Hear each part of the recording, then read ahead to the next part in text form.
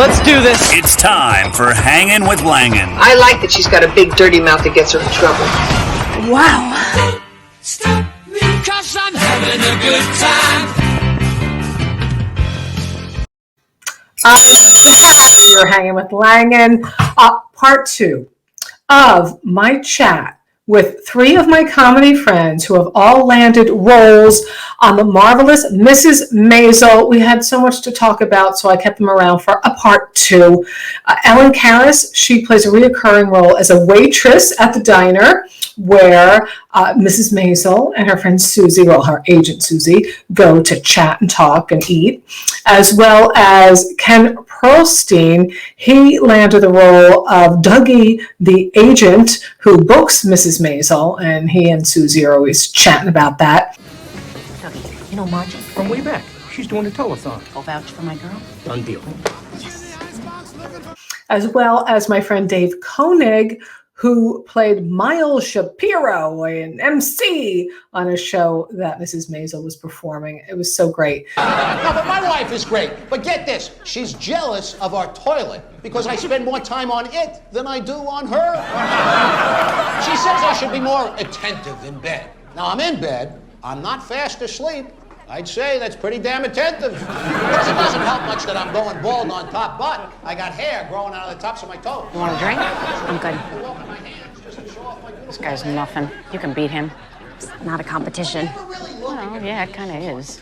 So, you know the routine here, Hanging with Langan, here Tuesday nights now, 9 p.m. Eastern, 6 p.m. Pacific, trying out a new time because people are getting back to work and I don't want them to miss any of the shows. Coming up on April 27th, I have the author Amy Russo of Women of the White House. It's an illustrated book.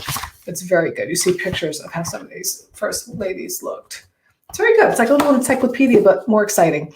All right, so let's get back to gabbing with my buddies, Ellen Karis, Ken Perlstein, and David Konig. Good. Now, Ken, so this Mrs. Maisel, you're hoping to get back to play Dougie the bookie again. Were you nervous at all playing these roles because you had to be so specific, or are you just like, because you're such an actor and you've done, just so you know, I want to let people know that Ken Perlstein, you have been, you have guest starred in Showtime City on the Hill. You have been on HBO Succession, and you have a pilot you put together called How Am I Doing? So you're an actor, you're trained, but do you get nervous? On Mrs. Maisel, I was nervous during rehearsal. So you come out, you do you come out of your trailer, they got your hair done, but you got your regular clothes on, come out with your script, and you do the, sit around the table and you do the rehearsal. And I kept blowing one line. This was like season 3 with like everybody at the table. And I felt so bad, and the PA guy who was holding the script, he's like, "Don't worry about it. It's fine. Just do it again." And he was like, "Just do it again. Just do it again. It's 1 line. There you go. Yeah, 2 lines. Here you go. Boom. You did." And I was just hyper, sensitive on myself. You know how that goes. I mean, like, when they sat around the table and you did your comedy spiel, like, "Oh my God, she fucking hates me." You're going as, "Oh my God, they think I'm such a horrible actor. I can't even do this." So I'll tell you one quick story. It was my first co-star. Was on The Americans, and oh, you did? You had a role in The Americans? Yeah. It was a co-star. It was the first co-star role I ever had. Were you a good guy or a Russian spy? No, I was a diner manager. You're good at that. You're good in the diner settings, Ken. I see a niche for you. Same thing. Pick up a broom, sling a plate, be a booker. I mean, what else you got to do? So we're getting to my last scene. It's at the end of the night, and they cut my scene down from, I had a whole, 2 pages with Stan, the FBI guy, in that. And then they cut it down to 2 words. "We're closed." So I have to see him through a window. So he's on the outside knocking, and the diner's closed up.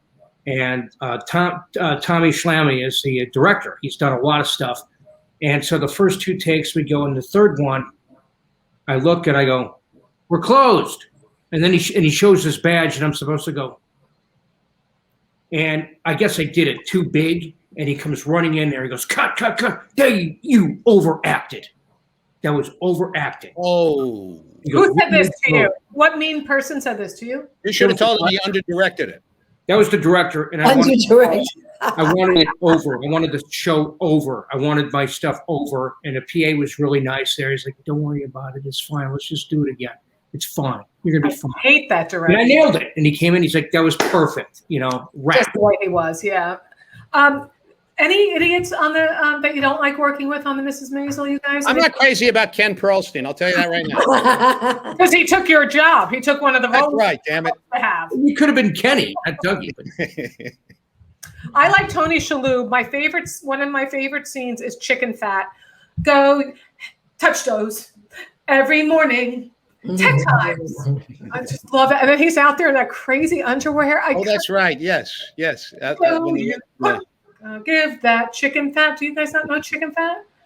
I remember him in his crazy. Right. I remember the scene. Whatever he was wearing, yeah. Go, you chicken fat, go. All right. I'm ridiculous. What about the sets? Somebody's asking me here. Annette wants to know, how was it shooting recently during the pandemic? How are they adjusting all of that for you guys?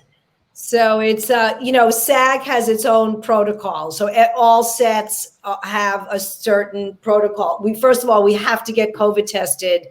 And I know when I went, last week I got COVID tested on a Wednesday and a Thursday, and I filmed on Friday.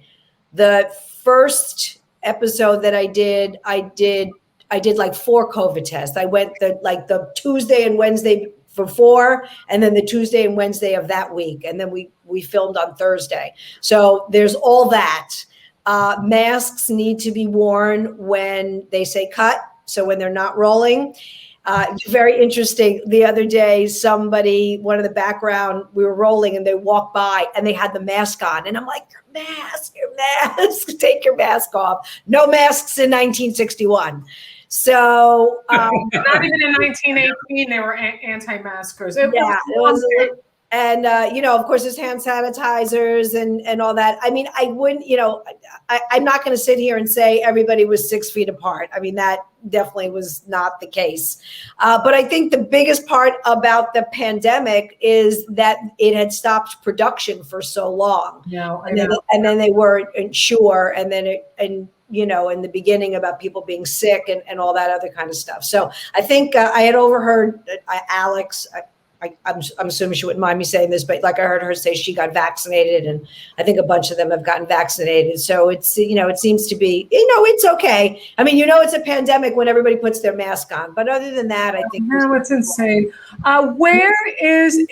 I mean, it's filmed in New York City, Tom is asking, but is it also because David, I made the mistake of thinking that Miles Shapiro was done in the Catskills when it was done at a club, because they have spent so much time in the Catskills as right, of course.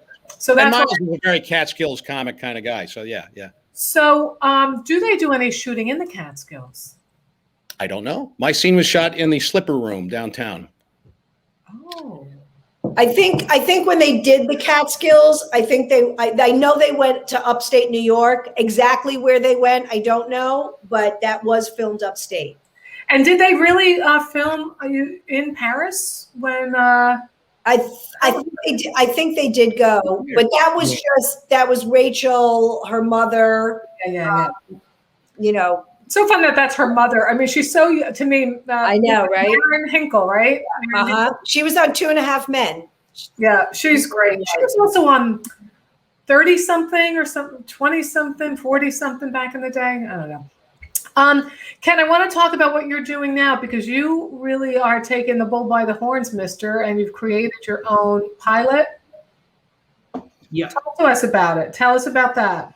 Well, it was something. It was the second thing I ever wrote, and I just thought, you know what? It was about 2016, 17. I'm like, I'm going to write something else. I had 5 other things on a burner. A few of them were dark. And I got together with a mentor who was a good writer, and he started challenging me on beginnings, middles, endings, writing scenes. And before I knew it, I had 30 pages. And for some reason, I knew the entire story of how this was going to go, how it's going to end. I had 72 pages for the first reading. So it's basically about a recovering alcoholic who's named Eli, who's going through divorce and trying to maintain a relationship with his 12-year-old daughter throughout the whole process, plus having to deal with his soon-to-be ex-wife's fiance, who's like a successful heart surgeon. So, it's.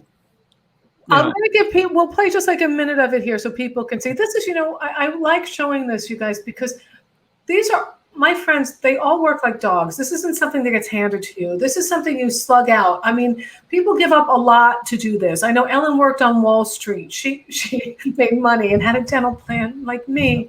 And then you go, oh, teeth are overrated. And you jump into it. And you think you can apply the same level of hard work as you do in, for me, the broadcasting world, for you, corporate world. And then you're like, oh, there's no game plan. There's no game plan in this business. There's no mapping at it. So you do a little bit you can to take control. I host my show. You do your it's not going to be handed to you on a silver platter. So you have to be the vehicle. I wrote a vehicle for myself. Well, Ellen hands people things on a silver platter, but that's her work as in the diner. All right. What we'll do is just show a minute or so of it so people can get a sense of what you do, Ken, all right? Here we go. I'm Eli. I'm an alcoholic. Hello, Eli. Nice for you to show up for your daughter's event. Fuck off. I'm an actor and I mainly work in TV and film. Eli and that mouth of his seems to be a problem, among other things. Nick. I wouldn't be surprised if he was still drunk from the night before. Are you in anything now? Well, sometimes a show closes and you just move on to the next. It's part of the business. I see. He's not in anything at all. I can identify with being lost.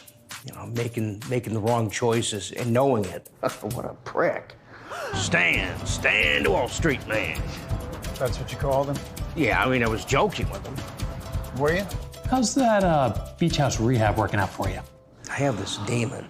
It tells me that drinking and using is gonna make it all okay again. Fear.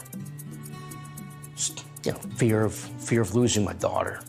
No, but Becca, I'm sorry. I didn't mean to embarrass you. His dad was a dick.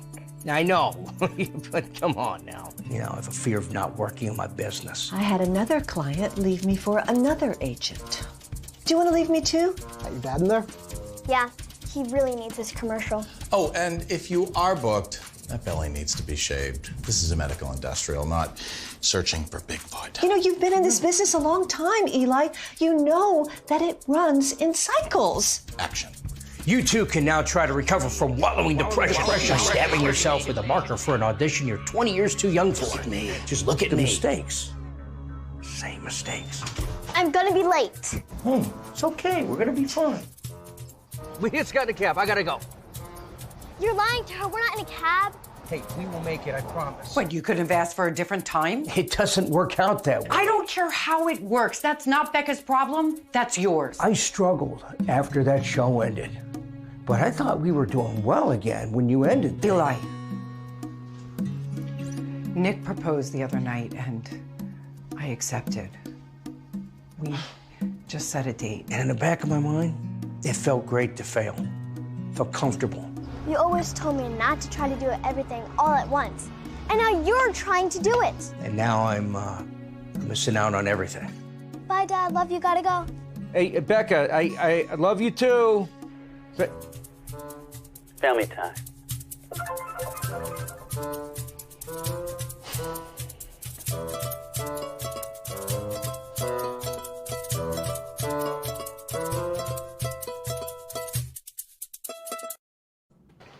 All right. Yeah. Oh my God. That was amazing. I want to go up to that director who told you overacted and punch him right in the nose. Hell with that guy. That was great. I saw the great Jim O'Hare in that scene. I love that. Oh guy. my God. You know Jim? I know Jim a long time. Yeah. Oh my God. He's one of my best friends. Well, anyway, it was wonderful. It was absolutely wonderful. That was great. Thank you. Yay. I am so impressed. I watched the whole pilot last night because I'm dedicated to my field of work. And it's just so wonderful. You're a really great actor, Ken. You're a natural. And I know you've worked hard at it. Ding, ding. Ken Perlstein, boys and girls. Yay. Yay. This is what Tom. People say, Joy says it's great. Tom says very good, Ken. One of the things that's really interesting to me is I learn about my friends, other things they do that I never knew. I think, Dave, I've known you probably 20 years. I was blown away by this. Do you know that Dave Konig, DaveKonig.com, there it is a fine artist, like an artist. And all right, Maurice, shut up and say you're blown away. Look at this work. That's called the Bronx Rat Pack is the name of that band. That's really cool. That's amazing. Like a whole story in that picture. All right. And is this painting? This is oil paints. Oil. Yeah. Yes, oil paints. I love it. With a brush. I love it. No, but it's so, and I want to show another one. It's a self-portrait. Tom says, heart for the fine artist. Love the fine artist. That's me. Those are all actual paintings I've done, and that's me painting the paintings I've done with a fez. I'm wearing a fez. That's my interpretation of this painting. I'm wearing a fez. David, how long have you been painting, and how do people follow your work? Because I know that you're. This is very strange. I've always drawn, but always pencil and ink, and I've always wanted to oil paint, but I never got around to it. And I started during the pandemic. I started about 8 months ago. I got a gallery in Connecticut that shows my work, and called RPAC Gallery, and it's all there on the website, etc. Give me the name of the gallery again. RPAC Gallery in Ridgefield, Connecticut. And they show my work, and they have all my work on their website. And I've done about 20 paintings in the past 8 months or so. RPAC Gallery, you guys, and Dave Konig. That's it. I can't believe you only just started painting like this. I know. I'm phenomenally talented. I'm a very, very talented individual. Even though you're humble and you're low key, and even though you've never auditioned for anything on Mrs. Maisel and just happened to come your way accidentally, though they handed it to me on a silver platter. They were finding something for you. They're like, just give this guy freaking a character and shut him up. Shut him up already. Yeah. Anyway, but I'm asking you this sincerely. I know you're wisest, but I'm asking you sincerely. Did you know you had that kind of talent in you to paint like that? I've always been an artist. I've always drawn. No idea. The drawing is different. The colors are so vibrant, and I don't really know what I'm doing, but I'm not shocked. I'm never surprised by what I do. I kind of know that I'm good. This is the difference between the Jews and the Irish. My mother would be like, "You're good for nothing, wasting all that paint on a piece of paper. For the love of God, you don't think we can use it to paint a door by the bathroom?" That's how I would. That's funny. My mother spoke the same way, and we're not Irish. I never understood it. Well, you're married to a woman of Irish descent, and I am married to a Irish was Brady, and my grandmother was Brady, and they're both from County Cavan, Ireland. Hello. Well, there you go. How about that? Or cousins of some kind. Something like that. But no, you're catching me at a point in my life where I've had a little therapy. So if you caught me a few years ago, I would say I don't know I don't know anything about me, and I don't know what I can do, and I'm terrible, and I stink. Now I go, you know what? Yeah, I know. I'm a talented guy. I paint. Hey, I'm glad for you. It's really wonderful. And my friend Ellen, your book, we had you on to talk about your book. Tell me the name of it again, because it's Orthodox Family Greek. It's called Special People, Godparents in the Orthodox Christian Faith. And it's a children's book. It's a picture book about the role of a godparent, of which I am one, and I'm very proud of it. So it's for the Orthodox Christian faith. I'm also a Sunday school teacher, so it's a sort of the thing that inspired me to do it. Hallelujah. Yeah. Praise you can get it. You can get it on the .com. Special People, Godparents in the Orthodox Christian Faith. And I read the book, and I have to tell you, it's not just about there's lessons to be gleaned beyond the Orthodox Christian faith about being good mentors and role models, and how vital that is to children. And I think you're 1,400 people's godmother, right? Are you like? Yeah. Thank you for saying that. So, like you as well, you don't have children, but you have nieces and nephews. I also in the same way, and godchildren. And I just feel sometimes that, although I know Dave has 4 kids, that even though we don't have children, especially sometimes for women, there's a little bit of a stigma. That doesn't mean that we don't aren't good influences on kids, and we haven't affected their lives in a positive way. So that was another motivation to writing a book like that. It's interesting because I probably told you my dark humor. This is how you deal as comics, but people don't like it. It's so bad. We were ordering a pizza one night, and the guy who's funny goes, "Okay, the name of your firstborn." I go, "Miscarriage," and he said, "Oh." I go, "No, don't be upset. There were 5 more." So. And somebody goes, "Do you know why you had so many?" I go, "Yeah, every time Keeping Up with the Kardashians got renewed, my kid killed itself." Dark, very, very dark, but that's how I deal, But I'm good. I'm good. I'm the oldest girl. I like my freedom. Come do what I want when I want. I know it's sick. I know you guys got to go. I want to ask you just another question, if I can, about Mrs. Maisel. And I'm wondering, there's this new thing called Clubhouse. It's like radio format. I've been on it. It's pretty cool, and I'm wondering if perhaps you would join me at some point, the 3 of you, and we'll revisit this in that format. Absolutely. Some other technology I don't know how to use. Of course, I'll be there. It's and Ken, would you do that? Notifications. There's so many notifications. I'm getting pinged. Oh, you don't want to do it? I would love to. With you, I mean, I got on here. Checky pinged me, and I said, "You know what? I like Checky," and then that's how I came on your Clubhouse show. Oh, that's right.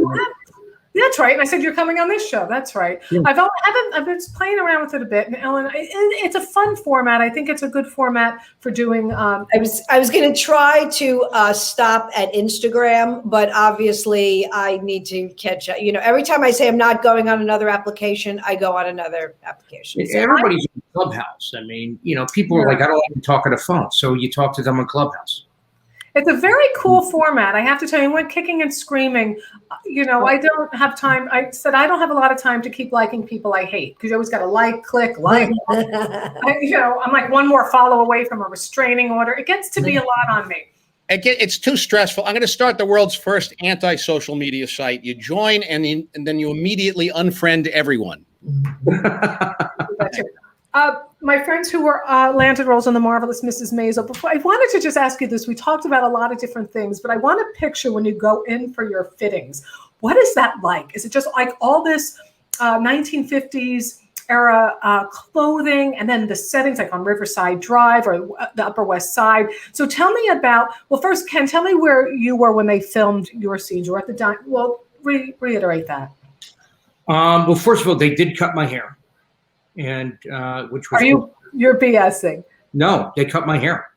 Oh, they cut my hair. I cut it short, and then on set, they said, "Do you mind if we snip it a little more?" I'm like, "You could put a Star of David in it. I don't know what you do. Let it be on the show." Yes, because you're a man, and it doesn't matter. Right. You grow really quickly. But it was just when I was at the Navy Yard getting fitted, I was just amazed at it. Was like going back in time, and it made me look. Because I was heavier then too, and it made me look so thin, except when they put it on camera. And then my ex-mother-in-law said, "Hey, we saw you on the Mrs. Maisel with my Jewish friend, and you looked all puffed up." But it was it's my ex-mother-in-law. Do you have a Southern anti-Semitic ex-mother-in-law? She, accidentally anti-Semitic and does it. But it was wonderful. It was wonderful, and it was great to have my son going to school.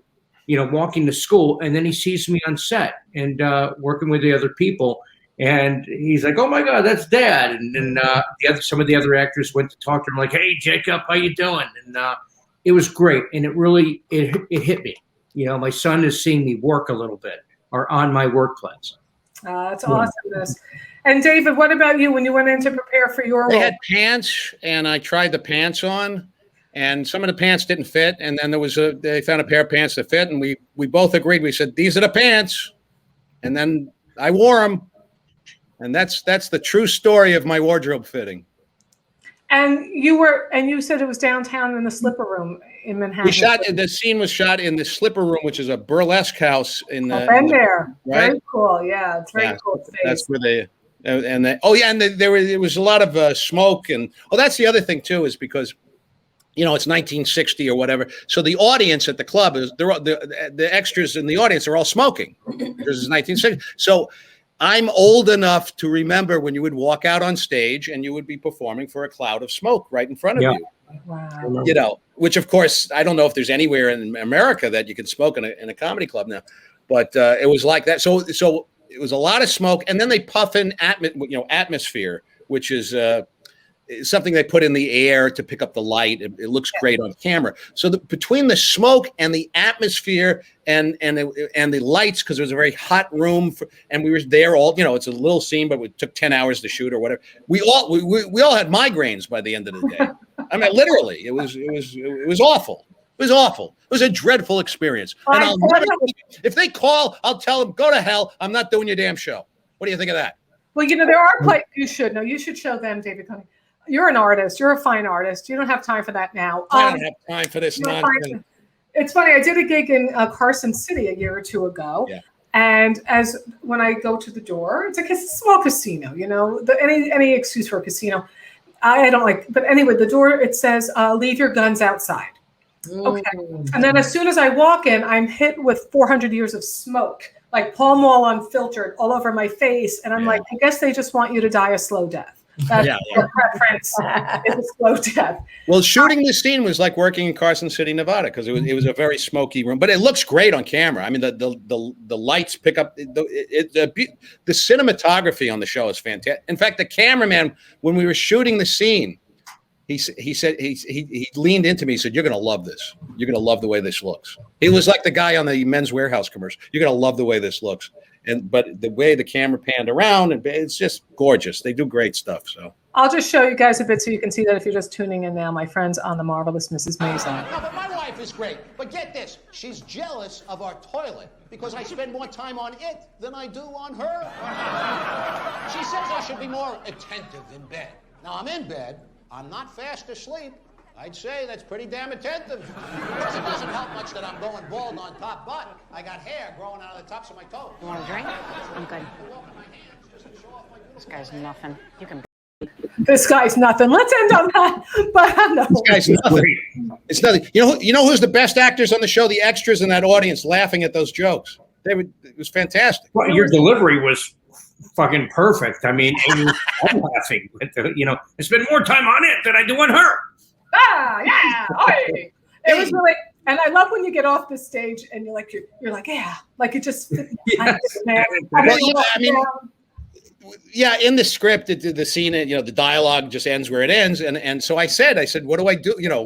Just get off the stage. I said, okay, so I'm getting off the stage, and she's coming on, and there was nothing. I ad-libbed my little moment, I kind of gave her a little.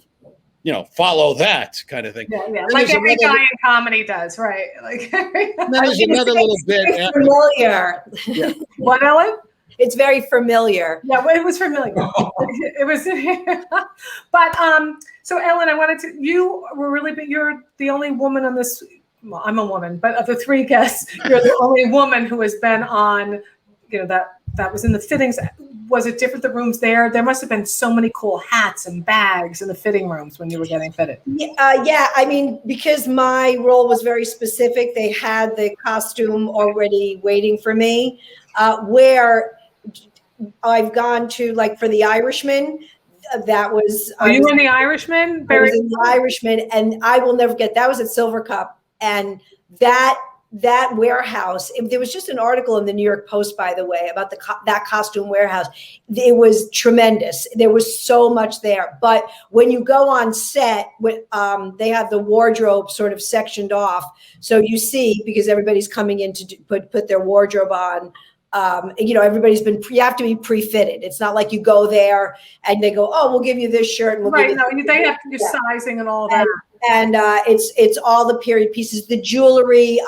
This last episode, I wore like one of those really thin watches with the black band, which was really cool. All the little details. Right, exactly, little details. I always have the earrings. So in my costume, in like the little baggie, they always have like my little earrings. And then the shoes that I wear. Last year, the shoes were horrific to walk in. This year, they're a little bit better. I remember my great-grandmother. They were my great-grandmother's shoes. I took a picture and I sent it to my sisters. I'm like, these are Yaya Thangelu's shoes. And they were like, oh my God. So it was crazy. That was my great-grandmother. And then there's the whole hair thing, which they spray and they shellac and they bobby pin. So when I come home, it takes me a half hour to get all the bobby pins out. And then when you wash something like that, you have to put conditioner on first, then get that all through, then you shampoo it, and then you condition it again. Like it's an hour shower. An hour show. Well, I have to say, I applaud the three of you for having roles on this. I think it's a wonderful coup. Ellen, if you don't put this on front and center on your website, I'm going to beat the crap out of you. I mean, these wonderful pictures you have of yourself and Mrs. Maisel. Look at these. This is my friend Ellen in her cute outfit as the waitress on Mrs. Maisel. And look at this, serving food to Alex and Rachel. I mean, look at that, Mrs. Maisel. What, and Susie, I can't get their names straight. Just one quick bit of advice, because we all slug it out. People watching will say, hey, how did you guys do it? Ellen, start with you. One bit of advice for someone. Well, I'm sorry, a bit of advice about what? Somebody's watching. How do I, get into what they're doing? What do I need to do? A bit of advice for anybody wanting to get into the business, whether it be comedy, acting. Don't. Yeah. Stick to accounting. You can start background. I mean, I know in New York City, at least I can speak to, all three of us are in the union, but they use a lot of non-union people. They do. So to do a lot of background work, anybody can submit, and there's a lot of websites like Casting Networks and Actors Access. And that to me would be one of, other than, I mean, if you really want to train, and obviously you need to go to acting classes, and we've all studied extensively for years. But if you really want to kind of get a feel or be in a background, there's plenty of places where you can go and just submit yourself and do that. And it's really cool because you get to be on the set and you get to see how things work. And I'm sure with these guys too, like I love being on a set, a film or a TV set. I still find it fascinating and very exciting to see how the sausage is made. So that's what I would say. And Ken Perlstein, with your new pilot, ready to go, what do you say to people? Because you've done stand-up and you've done acting. So, well, we all have, but you've really gone into this direction with your filmmaking now. I mean, it's certainly not easy, but my attitude was, I'm not going to, wait for casting. I'm not going to sit there and wait. I'm going to, and I was part of this, acting community a while back where people were writing short films, and that's how I started. I wrote a short film in a 48-hour challenge. And I said, you know what? I have this idea, and the way to do it is just take the bull by the horns, like you said earlier, and create it. Create a vehicle for yourself. Exactly. Exactly. And, sometimes we get discouraged. I'm speaking, I think I'm speaking for all of us, having been a broadcast journalist for many years, and how we slug it out doing comedy all over the place. And it's tough. And I'll hear some comedians and I understand it. Oh God, nobody's booking me. Nobody's hiring me.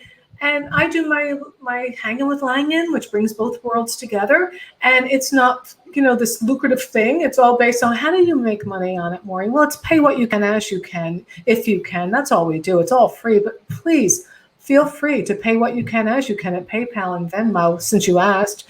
PayPal.me/Mo Langan and Venmo @Mo Langan. But it's nice because you connect with great people. And I've interviewed people who then hire me to corporate host or to moderate their events. So that's really where I put that out there for people looking for that. But we have to create it, whether it be a one-person show. Sometimes I want to go work at Trader Joe's. I'm not joking. Just for 20 hours a week, just to stock shelves and get price checks on things, just to relax my mind from always having to create. Mr. Konig, you're all over the place, Mr. Fine Artist, actor. Tell me, what is your bit of advice? For what? For people who want to get into the show? Want to perform? Yeah. What would you say? Do what I did, which is just have a crazy, just have a dysfunctional childhood, and then have a mother who shoves you into show business, become a child actor, then run away from home, and then start doing stand-up, and then keep showing up, and that's eventually. There are no guarantees. There are no guarantees because there is no roadmap. If you go to get a master's degree and you want to go in the business world, there's a trajectory for that. But the one thing is to be around creative people. Look at what I have in front of me, these wonderful, talented friends of mine. So that's how it happens. I'll say this, that there he goes. you can't get into show business for any reason other than there's nothing else you can do. You have to. You're if you're an actor, you got to act. If you're a comedian, you got to make people. You got to have to do this. If you don't have to do this, there's no reason to do this, and you should go do something else. But if you have to do this, then do this, and and hope for the best. But I can tag that with, I did do something before this as a CPA, but this was always in my heart and I had to do it. And I tell people, especially with stand-up comedy, it's like after a while, it's not a hobby. You have to make a decision or else you need help because it's professional help because it's too hard. It's way too, it has to be a passion. You're absolutely right, Dave. But when it works, it works. It's great. I mean, when it works, it's the best business. There's nothing like it. But you got to be, you know what? You got to be prepared to work. It doesn't happen overnight, and you have to be prepared for a lot of failure, a ton of rejection, whether it's stand up or acting. I mean, that's the way it goes. Even with a pilot, I had to raise the money, and it's a lot. There's so many things that go into it, and for a few months, it was in limbo, and I didn't have a team. I didn't have anybody. How did you raise money? That's an interesting question, people. I hate that crowdfunding. And plus, I put in a ton of money, my own personal money. And I've heard some people who say, "Oh, yeah, I wouldn't put in any money for my own project." Well, good for you. It's an investment. Wouldn't put money in your own project. Wow, that's intense. Yeah. My advice is to dance with poles while you still have the body to do so. I was raised wrong. I was told to develop my brain. My mother was wrong. Absolutely. I have to apologize. I'm not even going to apologize. I have to usually thank you. I don't usually go this long on the show. I had no idea. How much money have we raised for the kids, by the way? I'm the kid. So thank you. You guys spent an awful lot of time with me, and I didn't realize how long this has gone on. Thank you. I really When you walk through a storm, hold your head up high. I got to tell you my problem with that song. People are going to think I'm making fun. Tell it to me on the next episode. I got to pee. It's been an hour and a half. I got to go. All right, I'll let you go. Bye, David. Thank you. Bye. When I was on the Jerry Lewis telethon, helping produce it, I thought, why do they sing "When You Walk Through a Storm" to people who are having issues? I don't like that song for them. That's terrible. Ken Perlstein, thank you. Thank you. I really appreciate it. And my buddy, Ellen Karis, I love you. Thank you, sweetheart. Mo, I love you so much. You are just such a great friend. You are the best. I'm so talented and I'm so blessed. And thank you for always being one of my number one cheerleaders. I am your big cheerleader, and we're going to do this on Clubhouse, but I really had no idea we were gone this long. Thank you. No, my pleasure. My pleasure. And everybody, I've got a podcast also, Karis Comedy Corner. Mo has been on it. I got to get you on again, too. EllenKaris.com and Greek Chick Comedy. And tell us again the name of your podcast. Karis Comedy Corner on everywhere podcasts are available. Same here with Hanging with Lang. And thank you, my darling. Mwah. And you guys, I thank all of you. You know the routine. I will be here next week with interviewing the author of Women of the White House. The author is Amy Russo. We bring you good things, academics to alcoholics, curmudgeons, comics, cooks. It's all here on Hanging with Langan. And until we meet again, hold on, I gotta get my little thing. Bye, wig. Mwah.